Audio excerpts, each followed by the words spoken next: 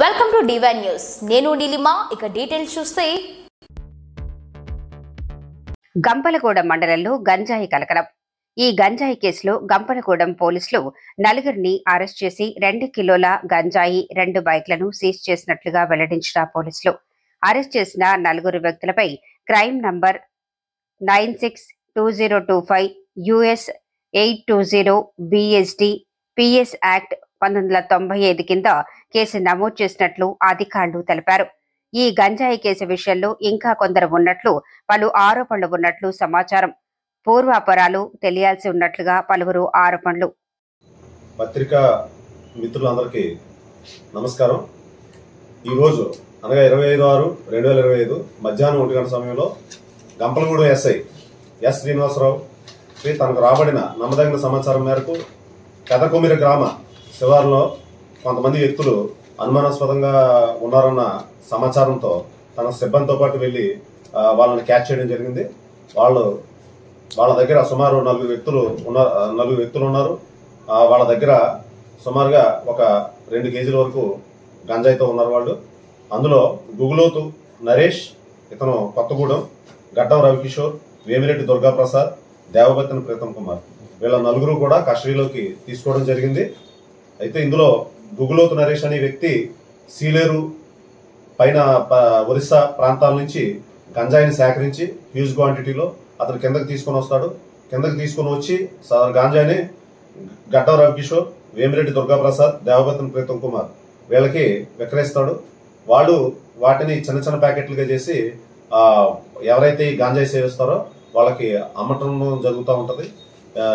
దీనిలో భాగంగా అతను గుగులోతు నరేష్ అని అతను తీసుకురావడంతో వాళ్ళు అక్కడ పంచుకొని దాని తదుపరి చిన్న ప్యాకెట్గా చేసి అమ్మడానికి సిద్ధపడుతూ ఉండగా ఎస్ఐ గారు తన సమాచారం మీద పట్టుకోవడం జరిగింది. అది దాని మీద క్రైమ్ నెంబర్ 96/25 NDPS యాక్ట్ కింద కేసు నమోదు చేయడం జరిగింది. తదుపరి దర్యాప్తు నేను చేపట్టడం జరుగుతుంది. ఇది కమర్షియల్ క్వాంటిటీ కాబట్టి.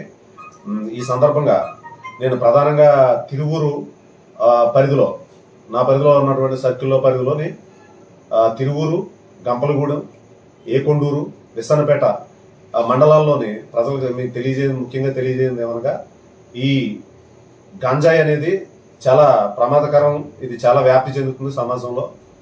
ఈ గంజాయి సేవించిన, అదేవిధంగా రవాణా చేసిన, దానితో వ్యాపారం చేసిన దీని మీద చాలా కఠినమైన చర్యలు తీసుకోవడం జరుగుతుంది.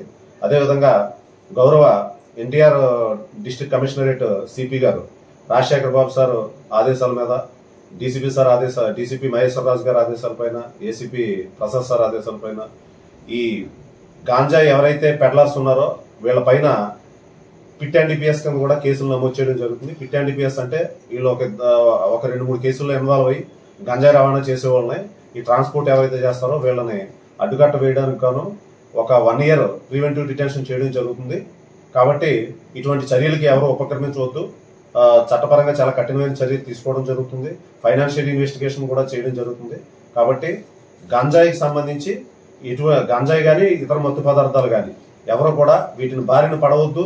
మీ పిల్లలు కానీ లేకపోతే మీ బంధువులు కానీ ఎవరైనా కానీ మీరు జాగ్రత్తగా పరిశీలించుకోండి. ఈ గంజాయి బారిన పడి జీవితాలను నాశనం చేసుకోవద్దు. కాబట్టి గంజాయి వ్యవహారాల్లో చాలా కఠినమైన చర్యలు తీసుకోవడం జరుగుతుంది. కాబట్టి ప్రతి ఒక్కరు కూడా దీన్ని గమనించవలసిందిగా కోరి ప్రార్థిస్తుంది. నరేష్ మినహా ముగ్గురు ఎక్కడ వాళ్ళు సార్, వాళ్ళు ఏం చేస్తుంటారండి? గుగులోతు నరేష్ అనే ఇతను కొత్తగూడెం సంబంధించిన వ్యక్తి. ఇతను సీలేరు ఒరిస్సా ప్రాంతాల నుంచి గంజాయి తీసుకొని వస్తాడు. తీసుకొని వచ్చి గడ్డం రవికిషోర్, ఇతను గంపలగూడెం, వేమిరెడ్డి దుర్గాప్రసాద్, పెదకొమిర గ్రామం, దేవబత్తిన ప్రీతం కుమార్, ఇతను కూడా పెదకొమిర, వీళ్ళ 4కి అమ్ముదాలు చేస్తాడు. ఇంకా మిగతా వాళ్ళకు కూడా చేస్తాడు. వీళ్ళు 4 ఏంటంటే ఇక్కడ లోకల్ గా చిన్న చిన్న ప్యాకెట్లు చేసి అమ్మడం జరుగుతూ ఉంటుంది.